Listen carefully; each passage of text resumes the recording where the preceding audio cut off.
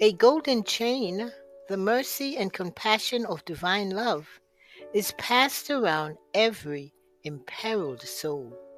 The Lord declares, I have loved thee with an everlasting love. Therefore, with loving kindness have I drawn thee. Jeremiah 31 and verse 3. The son determines to confess his guilt. He will go to his father saying, I have sinned against heaven and before thee, and am no more worthy to be called thy son. But he adds, showing how stinted is his conception of his father's love, make me as one of thy hired servants. The young man turns from the swineherds in the husk and sets his face toward home. Trembling with weakness and faint from hunger, he presses eagerly on his way. He has no covering to conceal his rags, but his misery has conquered pride, and he hurries on to beg a servant's place where he was once a child.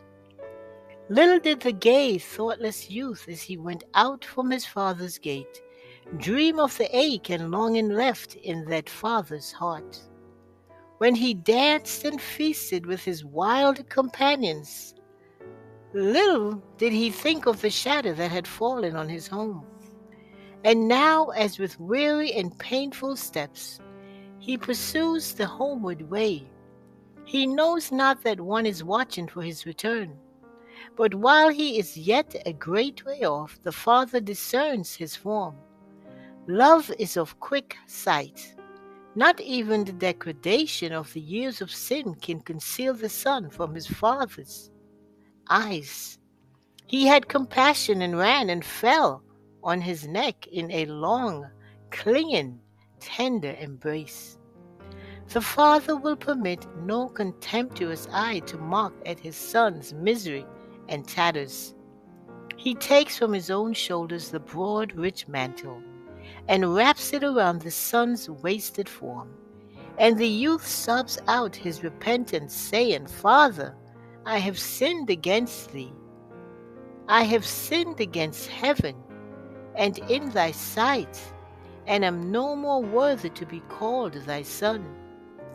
The Father holds him close to his side and brings him home. No opportunity is given him to ask a servant's place. He is a son who shall be honored with the best the house affords, and whom the waiting men and women shall respect and serve. The Father said to his servants, Bring forth the best robe, and put it on him, and put a ring on his hand, and shoes on his feet, and bring hither the fatted calf, and kill it. And let us eat and be merry, for this my son was dead, and is alive again.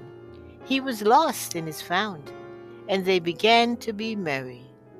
In his restless youth, the prodigal looked upon his father as stern and severe. How different his conception of him now!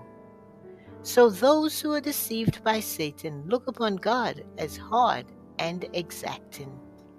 They regard him as watching to denounce and condemn, as unwilling, he said, as unwilling to receive the sinner, so long as there is a legal excuse for not helping him.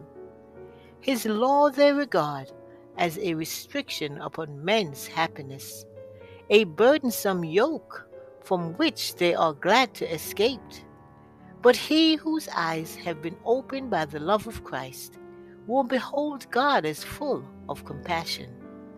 He does not appear as a tyrannical, relentless being, but as a father longing to embrace his repentant son. The sinner will exclaim with the psalmist, Like as a father pitieth his children, so the Lord pitieth them that fear him. Psalm 103 and verse 13. In the parable there is no taunting, no casting up to the prodigal of his evil course. The son feels that the past is forgiven and forgotten, blotted out forever. And so God says to the sinner, I have blotted out as a thick cloud thy transgressions, and as a cloud thy sins. Isaiah 44 and verse 22. I will forgive their iniquity, and I will remember their sin no more. Jeremiah 31 and verse 34. Let the wicked forsake his way, and the unrighteous man his thoughts. And let him return unto the Lord, and he will have mercy upon him, and to our God, for he will abundantly pardon. Isaiah 55 and verse 7. In those days and in that time, saith the Lord, the iniquity of Israel shall be sought for, and there shall be none, and the sins of Judah, and they shall not be found. Jeremiah 50 and verse 20. What assurance here of God's willingness to receive the repentant sinner? Have you, reader, chosen your own way? Have you wandered far from God? Have you sought to feast upon the fruits of transgression, only to find them turned to ashes upon your lips? And now your substance spent, your lifespan thwarted, and your hopes dead, do you sit alone and desolate? Now that voice which has long been speaking to your heart, but to which you would not listen, comes to you distinct and clear. Arise ye and depart, for this is not your rest. Because it is polluted, it shall destroy you, even with a sore destruction. Micah 2 and verse 10. Return to your father's house.